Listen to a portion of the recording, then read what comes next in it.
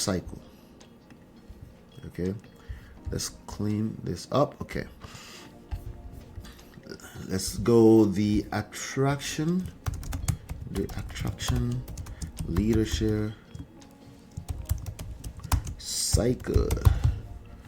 All right, now this is what's possible. I'm going to show you a universal roadmap to reconciliation, but how it's applied to everybody will vary from people to people. Just keep that at the back of your mind. Okay, all right.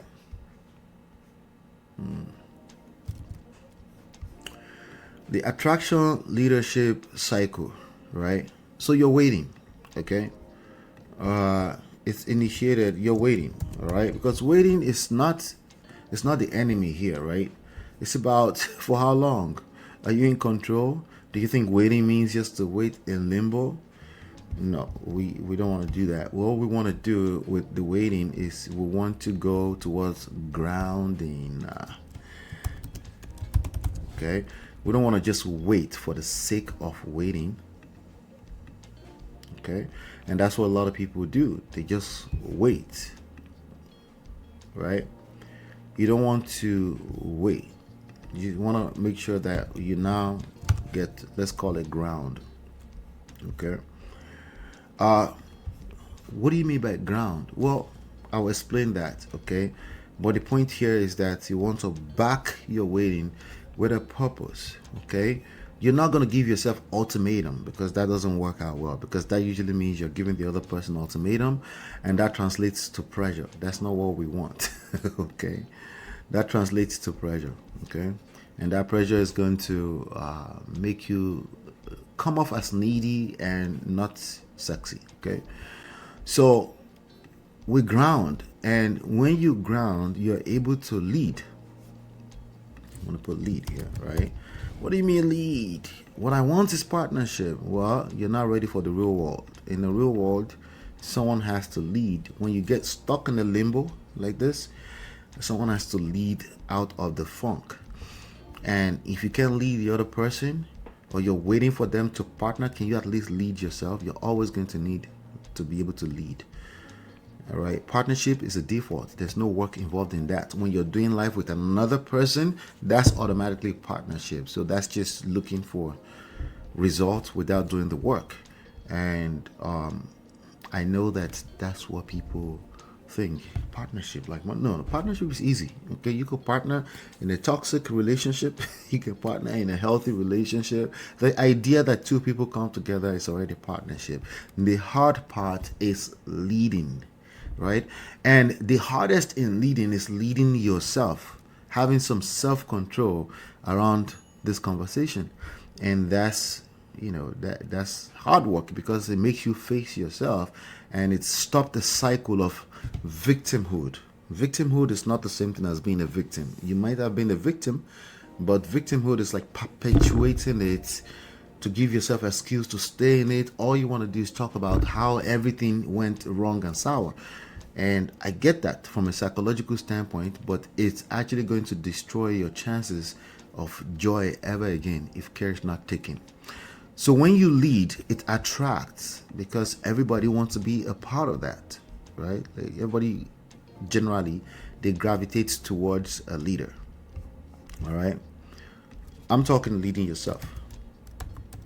Okay, so I'm not talking about leading your husband. I'm not getting into that yet. Okay, we're not having that conversation. We're talking about just self-leadership, self-awareness. Okay, self-leadership. You're able to attract because everybody sees that you're self-sustainable, right? They want to be a part of your world.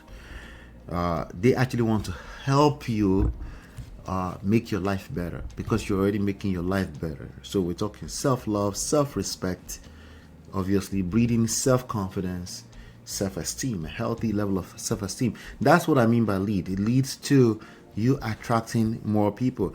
If you don't need them, suddenly they want to be a part of your world. It's weird, but not exactly. That's just how humans work. It's not exactly weird. Just look around you close enough, right? So when you attract, it leads to trust. Okay? Who's trusting? They trust you. They trust you because you don't need them. Right? Isn't it interesting how people can suddenly start to trust when you don't need them, but they can't trust you if you need them? You feel like a leech when you need them, or you come off as needy, right? You feel like a leech. When they trust you, they're open to invest in the relationship. This is the science of reconciliation, guys. They're not open. See, you want them to come in and invest. You want them to also join you in counseling. You want them to come there. Well, they're not going to do that if they don't trust. Okay, so I want you to keep me in context here. I'm just trying to get you through what actually happens underneath here, right? Don't go off context. Okay, they're ready to invest, and investing leads to the ability for them to reconnect. Well, the reconnection is not an overnight thing. It's a process that started with grounding your weight. You're not just waiting just because. You're not just waiting just because. So they invest, and you end up reconnecting. It's a process, guys. That's the point. It's a process. Okay? Now, the evidence you're able to collect while going through this process, right, helps you with even stronger grounding. Okay? And that cycle continues like that. And then you can build, this is the best foundation you can build anything on top of. And it's even sweeter when the other person is also able to start that cycle, and it gets bigger and bigger and bigger, right? And well, once you reconnect, you don't need to, there's no need, you're not waiting, you're no longer waiting. This is the attraction leadership cycle. Let's break it down a little bit further, guys. Healthy marriages are not sustained because problems disappear. Problems are inevitable in life. It's not a marriage thing, okay? Crisis, conflict, right? Not enough, could be better. Better is not coming soon enough. Better is taking too long. I'm frustrated. I'm taking it out on my partner. Somebody passed way too soon at the age of 99, right? Somebody's parents, they couldn't handle it well for 3 months. That ended up putting a dent on your relationship. Or somebody lost their job, or somebody lost an opportunity for a promotion that only comes once in a lifetime. Whatever, problems don't disappear, because this is called life. Okay, it's really what sets the losers apart from the winners is what you do with those cards you've been dealt. Separation is part of those problems. So there's nothing crazily wrong with you that you are in separation. It's what do you do with it? Do you know what to do with it, or you just want to sit in the funk? That's what separates the losers from the winners. Okay? Healthy marriages are sustained because someone chooses leadership. Okay? Instead of passivity, instead of sitting in the funk, or instead of trying to pressurize the other person, or instead of, this is what a lot of people do, they think it's either pressure or you wait. They can't think in between. They can't think the possibility of some type of spectrum between weight and pressure.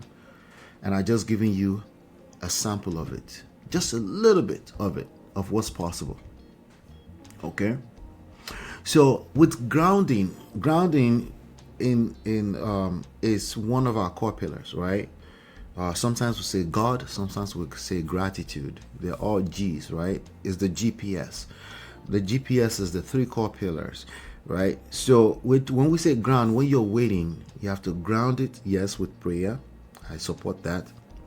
You have to be grounded in gratitude. You also do some inventory, how worse things can be, because you can always think of how better things can be, which is why you operate from a place of